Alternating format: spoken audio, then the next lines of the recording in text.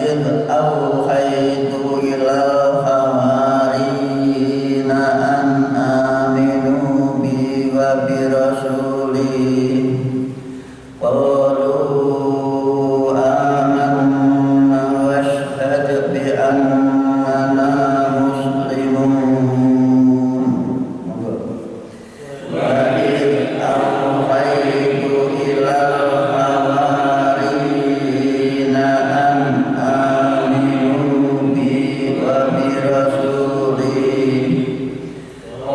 قالوا آمنا واشهد بأننا مسلمون. Lagi. وأوحيت إلى الحواريين أن آمنوا بي وبرسولي قالوا فاشهد بأننا مسلمون. Setelah dijelaskan panjang lebar tentang kehebatan Nabi Isa, kok dijelaskan seperti itu kepada Nabi, karena Nabi menghadapi orang-orang Nasrani di Madinah. Ayat ini kan ada maksudnya dijelaskan supaya tidak menempatkan Isa itu sebagai Tuhan. Inilah cara Allah untuk menyadarkan mereka. Tapi ternyata perkenalnya tidak seperti itu yang diharapkan. Non sebagian juga ada yang berhasil. Mereka menjadi tokoh pengikut Nabi Muhammad SAW, termasuk namanya Abdullah bin Salam, dari sahabat terkenal di pimpinan perang, pernah memberikan masukan pada Nabi ketika perang Khandaq, yaitu ketika Nabi mengatur tentaranya dengan pola pikir Nabi, ternyata dia melihatnya tidak seperti itu. Dia bertanya, ini wahyu atau menurut pendapat ide jaringan? Nabi bilang, ideku. Bolehkah saya berpendapat? Kalau saya berpendapat bahwa pasukan sebaiknya di sebelah sana, dalam posisi dekat dengan sumur. Dan kalau bertahan dulu kan pasukan itu bertahan lama sekali. Istilah kasarnya tantangan menunggu terlena seperti itu. Akhirnya diikutilah pendapat Abdullah bin Salam ini, contoh bahwa Nabi itu jangan mengikuti musyawarah, tidak biasa konflik, bahwa kiai itu harus diikuti, tapi kiai harus menerima masukan dari siapa? Dari santrinya, dari anak buahnya, tidak merasa benar sendiri. Ini hidup kita seperti itulah. Di Indonesia karena sistem kerajaan dulunya, maka apa yang disampaikan kiai dianggap itu kita tidak boleh digugat. Omongan kiai dianggap apa namanya? Apa? Sabdo pendito ratu, orang pernah dibantah. Nah, termasuk pimpinan itu dari presiden sampai lurah, bupati, yang kan dulu seperti itu. Dan sampai sekarang pun diagung-agungkan sampai seakan-akan tidak punya kesalahan, kalau dikritik tidak boleh oleh pendukungnya. Ini warisan dari zaman ke zaman, pertama bangsa Jawa. Nah, setelah dijelaskan itu kemudian diharapkan ada yang sadar, tapi yang memang ada yang sadar. Kemudian sekarang dijelaskan oleh Allah bahwa ada kelompok pendukung setia namanya Hawari. Nah, Nabi Muhammad namanya Ansar dan Muhajirin. Di sini ada pendukung setia atau Ansar Sakit Panpas Pampres. Apa Pak? Pampres, pasukan pengawal presiden.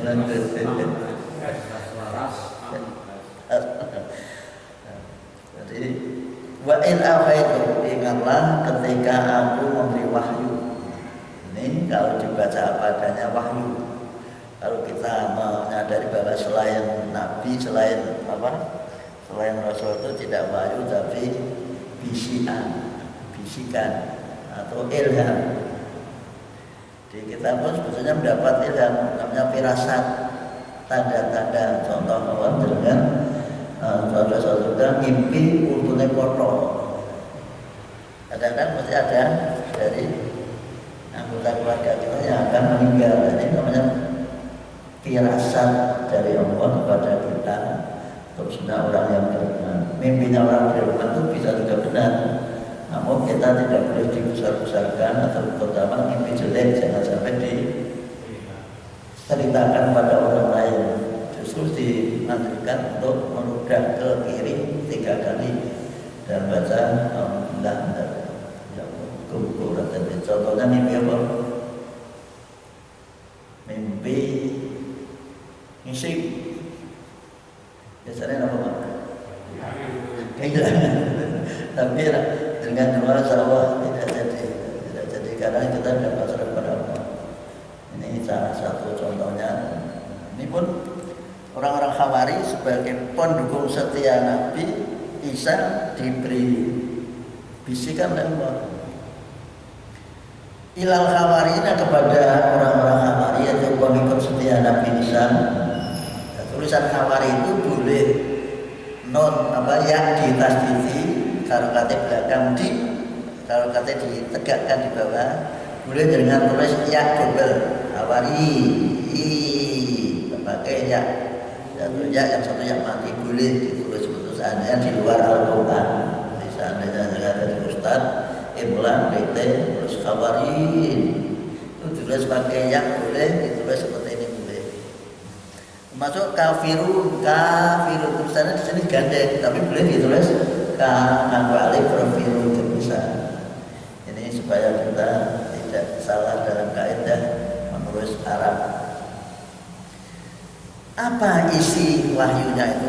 Yaitu an aminu, hendaklah kalian semua wahai orang Khawari, wahai kaum Khawari, senantiasa beriman, percaya kepadaku Allah. Dengan bahasa ini pun ada kesimpulan bahwa Khawari itu termasuk Nabi karena mendapat wahyu dari Allah. Hanya tidak disuruh memerintahkan atau menyebarkan kepada orang lain.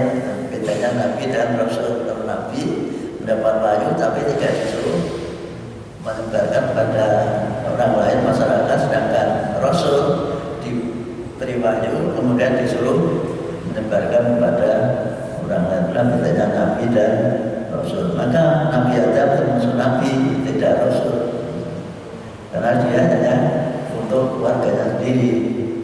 Namun sebagai penghargaan para ulama, maksud anak putune jadi Rasul kok yang dimasukkan juga sebagai Rasul. Kita tahu saja.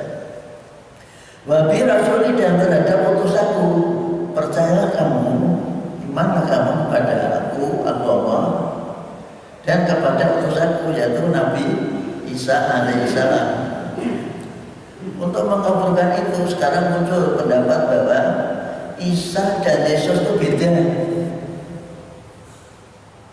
Memang timbulnya kata Yesus itu muncul dari Raja Romawi ketika konferensi itu Konstantinopel bahwa dari atau apa nama Dewa Zeus, karena ini mengajak pada keluarga kerajaan maka supaya tidak benturan antara keyakinan yang lama dengan yang baru, maka diadakan akulturasi bahwa kalau memang seperti itu jadi agama kerajaan tapi dengan syarat itu keyakinannya harus mengikuti mereka yaitu jadi Yesus dan 2 atau 3 itu keyakinan dari dulu. Maka di dalam surat apa dulu Ali Imran dikatakan ini di surat ini juga ayat 76 dikatakan qul ya kitab la taghlu fi dinikum wa la haqqi wa la tadku ahwa qaumin qad dallu min qablu wa adul basir. Wahai orang-orang yang wahai ahli kitab, jangan berlebihan dalam beragama dan jangan mengikuti keinginan orang-orang yang mendahului kamu, yaitu tadi orang Romawi maupun orang-orang Konstantinopel yang membawa ajaran bahwa Tuhan itu 3. Sebelum itu tidak ada, umatnya tidak ada yang mengakui bahwa Yesus itu menjadi Tuhan. Ini yang harus dipahami. Maka setelah 325 itulah maka banyak orang yang sadar kemudian masuk Islam. Ternyata ajaran Islam itu yang benar bahwa Yesus itu diangkat sebagai Tuhan setelah tahun 325. Sebelum itu tidak menjadi Tuhan, ya tetap putusan Allah. Qalu, jawablah mereka, siapa? Orang Khawarij respon, amanna, sungguh-sungguh kami percaya. Wasyhad, dan ketahuilah ya Allah, bi annana, bahwa sunnah kami semua ini Khawarij muslimun berserah diri kepada aturan-aturan petunjuk Allah Subhanahu wa Ta'ala. Ini pun petunjuk jelas bahwa Nabi Isa itu membawa ajaran apa? Islam muslimun, orang yang berserah diri. Penyutai saja mengatakan muslimun. Ini yang harus dipahami. Jadi semua Nabi itu yang dibawa ajaran Islam. Nah, kitabnya berbeda karena kondisi masyarakatnya berbeda. Kitabnya memang berbeda, Taurat, Injil, tapi yang diajarkannya pokoknya sama, yaitu berserah diri kepada Allah Subhanahu wa Ta'ala. Bahasa Islamnya Islam, bahasa Qur'annya Islam. Nah, ini pun bi annana muslimun. Nabi Nuh pun bi annana muslimun. Nabi Ibrahim juga muslimun, semuanya mengatakan saya adalah berserah diri kepada Allah Subhanahu wa Ta'ala. Ini harus dipahami betul bagi kita yang tapi agama sampai tetap hanya satu. Tapi pengikut-pengikut itu memang berbeda-beda, yaitu mengaku sebagai pengikut Yahudi, pengikut Nasrani, dan pengikut Majusi dan lain-lainnya. Itu adalah isme, paham yang diajarkan oleh generasi berikutnya. Tapi yang dibawa Nabi semuanya adalah Islam. Nah, keyakinan seperti itu, untuk kita tidak punya keyakinan itu diberi penyakit. Sebenarnya dengan orang ngomong penyakit apa? Apa Pak Edi? Pak Leman dianggap paham radikal. Ya ini dianggap tidak mengakui agama, dianggap tidak mengakui. Padahal kita meluruskan paham yang benar seperti ini. Ini meluruskan, kita tidak menjadikan pikiran lagi. Ini Al-Quran itu meluruskan pada kitab-kitab yang sebelumnya disebutkan dalam surah Al-Quran. Pertama, nazzala al-kitaba bil haqqi musaddiqan lima bayna adalah Taurat dan Injil. Nabi itu Quran untuk meluruskan. Jadi, sekarang Al-Quran mesti cocok dengan Taurat dan Injil. Itu yang belum, yang asli, yang belum mengalami kitab Taurat tidak pernah terbakar. Akhirnya muncul orang yang setengah namanya Uzair. Karena dia bisa mengurus Taurat lagi, maka dikatakan anak Tuhan. Tapi Yahudi itu juga punya anak Tuhan namanya Uzair. Nah, di dalam Kristen kemudian muncul namanya anak Tuhan itu adalah Isa. Namun kitab-kitabnya karena sudah porak-poranda tidak diakui oleh Konstantinopel, maka dikarang oleh pengikut-pengikutnya, yaitu namanya siapa tuh? Lukas, Matius, terus Yohanes, yang satu lagi siapa? Nah, seperti itu sehingga papat. Maka mereka tidak mengatakan kitab Injil tapi karangan. Injil karangan Lukas karena sudah musnah kitabnya, jadi karang lagi. Kan mereka tidak mengarangi sairingnya. Mereka tidak bisa dijamin aslinya namanya siapa. Dan mereka jelas-jelas tidak mengatakan ini adalah kitab Taurat, kitab Injil, tapi dikatakan apa? Apa? Bible atau perjanjian baru. Tidak berani mengatakan Injil atau tidak, karena dia tidak mengaku untuk menolak Quran mengatakan Injil, dia tidak mau mengatakan itu Injil, tapi Bible atau perjanjian baru. Ini sekedar tahu saja ketika kita punya wawasan yang lebih luas bahwa namun demikian kita tidak perlu benci kepada mereka supaya tidak salah wawasan.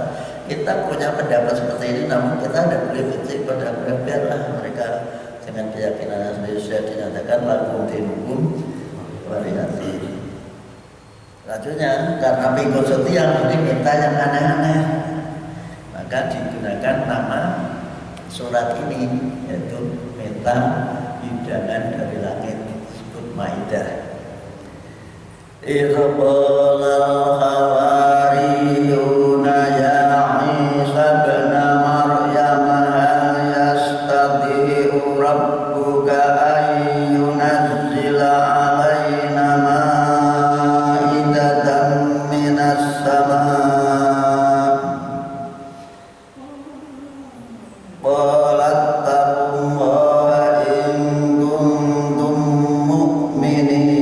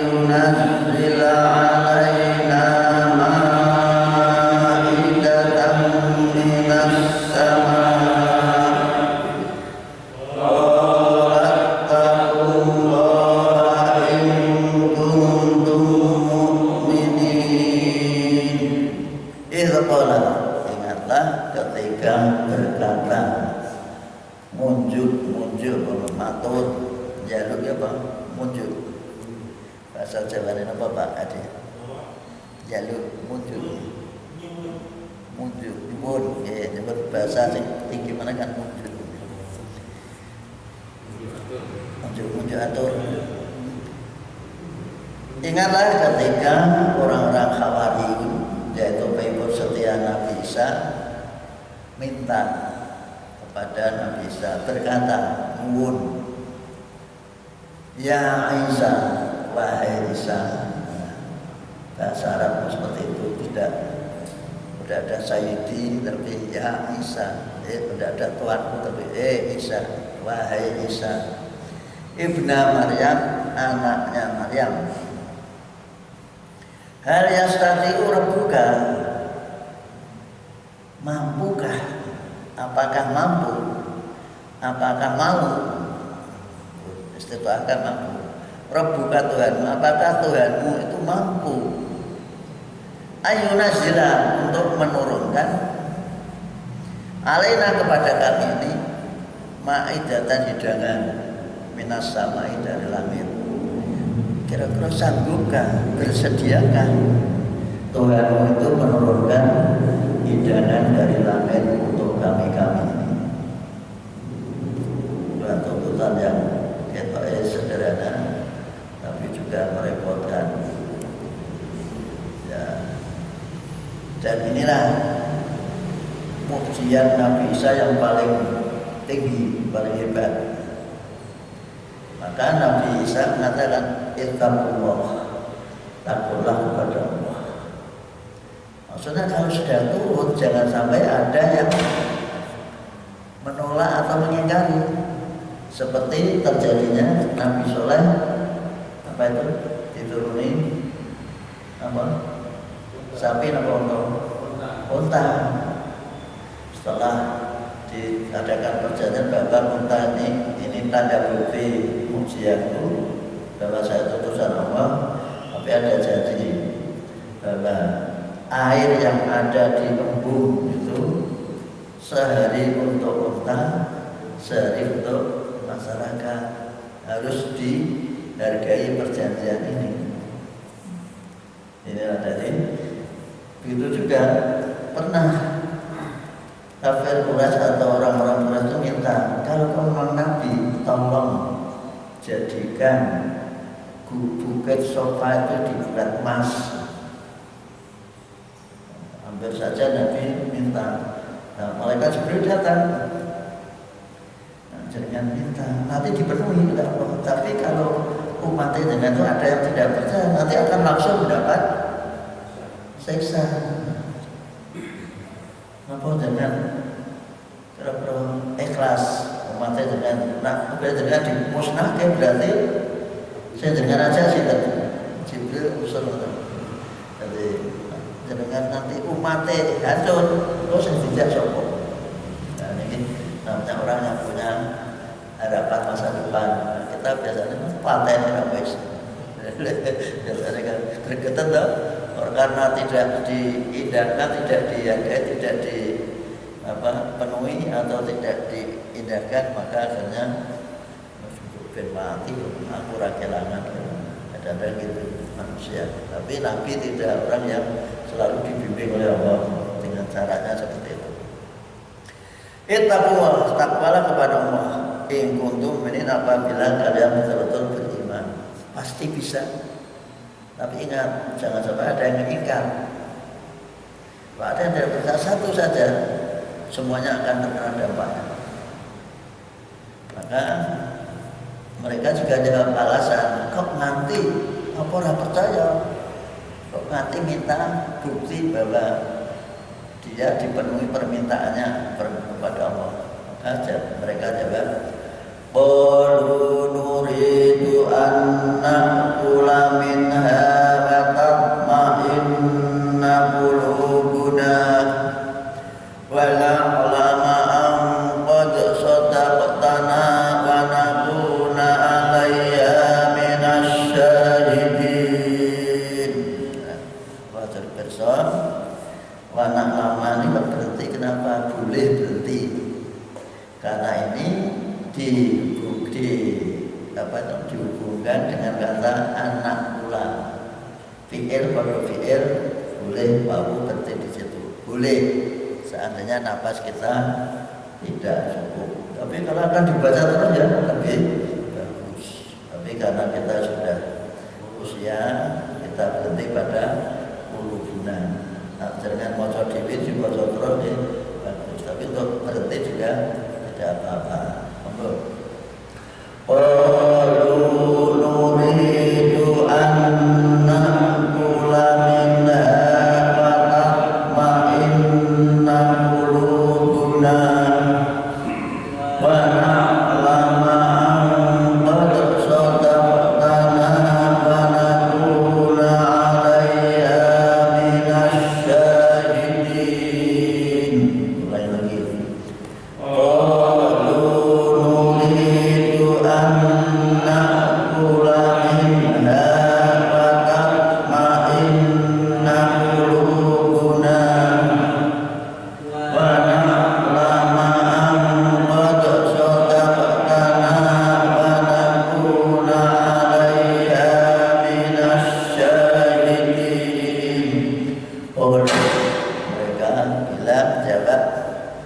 Nuridu, kami menginginkan, kami punya keinginan anak pula agar bisa makan yang banyak dari Allah.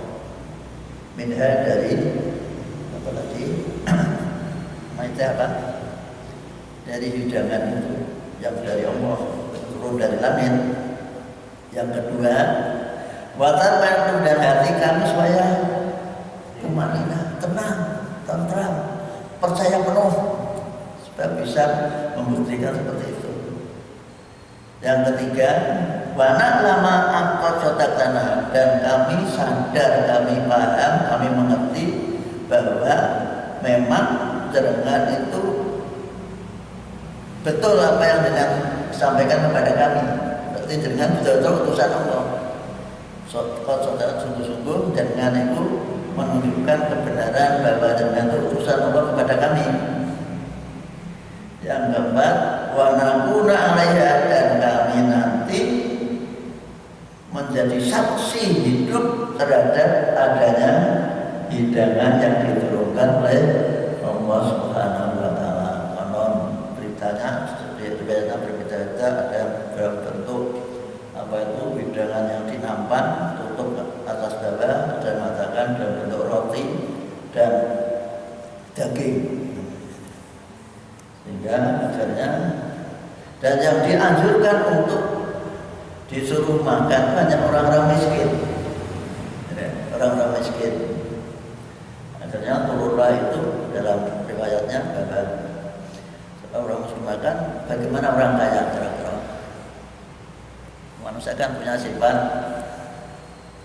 iri, dulu kok saya mangan orang miskin kabeh, Pak Masukir, Pak sama Pak Selamat, Pak saya juga Pak Edi, Pak teman kok tidak dapat jalan. Dan akhirnya menolak bahwa itu bukan mujizat, itu tidak percaya saya.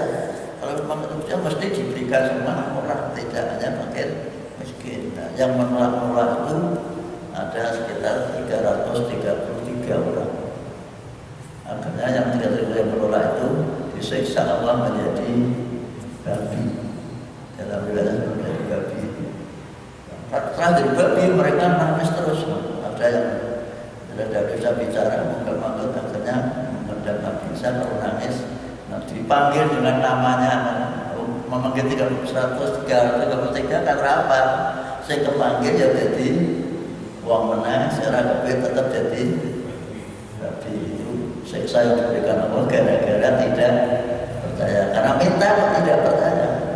Itulah zaman Nabi sebelum Nabi Muhammad Sallallahu Alaihi Wasallam. Setelah Nabi Muhammad, mereka ditunggu sampai sadar, masuk ujian-ujian dan sebagainya, termasuk corona dan sebagainya. Itu yang harus dimengerti kita semua. Maka akhirnya Nabi Isa berdoa, wanaku dan kami ngalaya terhadap hidangan itu nasihat tergolong orang-orang yang menyaksikan, saksi hidup, saksi yang nanti akan memberitakan kepada seluruh umat manusia bahwa engkau betul-betul Nabi utusan Allah Subhanahu wa ta'ala. Qala Isa bin Maryam Allahumma rabbana anzil alaina ma'idatan minas sama' takunu lana 'idan li awwalina wa akhirina wa ayatan minka warzuqna wa anta khairur raziqin. Ini pun dengan boleh ayat min itu boleh berarti, karena ini wakaf atap pada anzil alaina. Monggo. Qala Isa bin Maryam Allahumma rabbana anzil alaina ma'idatan minas sama' takunu lana 'idan li awwalina wa akhirina wa ayatan minka warzuqna wa anta khairur raziqin. Karena waktu langsung terhentikan bola, berdoalah Nabi Isa. Isa bin Maryam dengan di depan tadi yang Isa bin Maryam, ini Isa bin Maryam di sini sebagai pokok kalimat, lalu tadi sebagai objek ya Isa wahai Isa munadan. Isa berkata atau berdoa, Allahumma, ini pun kata Allah karena jatuh sudah fathah dibaca Maryam Allahumma. Bila jatuh sudah kasroh mesti Maryamillahumma. Bismillahirrahmanirrahim. Inilah kata Allah. Kalau jatuh sudah fathah atau doma dibaca tebal Allah kalau jatuh dan kasrah dibaca tipis bismillah. Rabbana ya Tuhan kami, Allahumma ya Allah, Rabbana ya Tuhan kami, Tuhan pemelihara kami, anzir turunkanlah alaina kepada kami ma'idatan hidangan minas samai dari langit, takunu lana yang nantinya menjadi idan hari raya atau peringatan hari raya bagi kami, baik li awalina orang-orang yang dahulu, kami orang-orang yang dulu, wa akhirin dan orang-orang kemudian, yang akhir orang akhir nanti mereka akan tahu bahwa pernah terjadi seperti itu. Nabi Muhammad bisa tahu karena kalau tidak diberitahu apa ya tidak mungkin tahu. Ini ya kadang-kadang dianggap ini jiplak, padahal ini adalah firman Allah yang diberikan kepada Nabi Muhammad SAW. Kalau bisa bodoh kalau riwayatnya berarti itu jiplak, dan Muhammad tidak bisa baca, tidak bisa tulis. Wa ayatan dan sebagai tanda bukti, ini kata siapa? Nabi Mingka, tanda bukti kekuasaan panjenengan Mingka, kekuasaan Mingka dari panjenengan bahwa Allah mampu berkuasa untuk menurunkan hidangan dari langit. Tidak cukup itu, warjubna katanya sampai beberapa hari, ada masa 1 bulan, tapi sehari turun, sehari tidak, dan turun, akhirnya seperti itu. Wa anta dan panjenengan itu akhirul adalah dan yang paling baik pemberi rezeki, tidak ada rezeki yang terbaik kecuali dari panjenengan. Ini doa dari siapa? Nabi Isa alaihissalam. Maka lanjutnya Allah menyambut permintaan nabinya itu, dan sehingga semua permintaan Nabi akan dipenuhi. Sehingga Nabi Muhammad kita akan seperti dilarang oleh malaikat Jibril karena risikonya amat sangat berat kalau mengikuti terjadinya pada umat-umat yang dahulu. Qala Allahu inni munazziluha 'alaikum wa man yakfur ba'du minkum fa inni u'adzibuhu 'adzaban la u'adzibuhu ahadan minal 'alamin. Qala Allahu inni mu'adziluha 'alaikum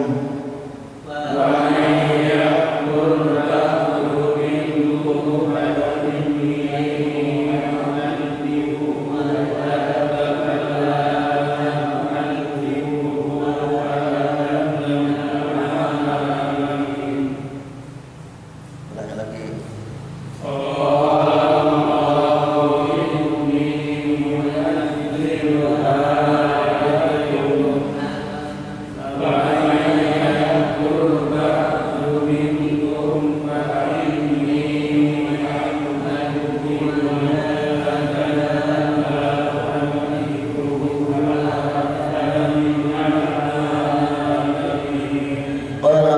Maka Allah menyambut, merespon, ya ini munazziluha, aku akan menurunkan hidangan itu alaikum pada kalian semua, yaitu pengikut Nabi Isa alaihissalam. Namun ingat, fama yakfur, siapapun nanti yang mengingkari ba'du setelah diturunkannya hidangan itu. Ini apa itu? Bahasa Arab itu aneh.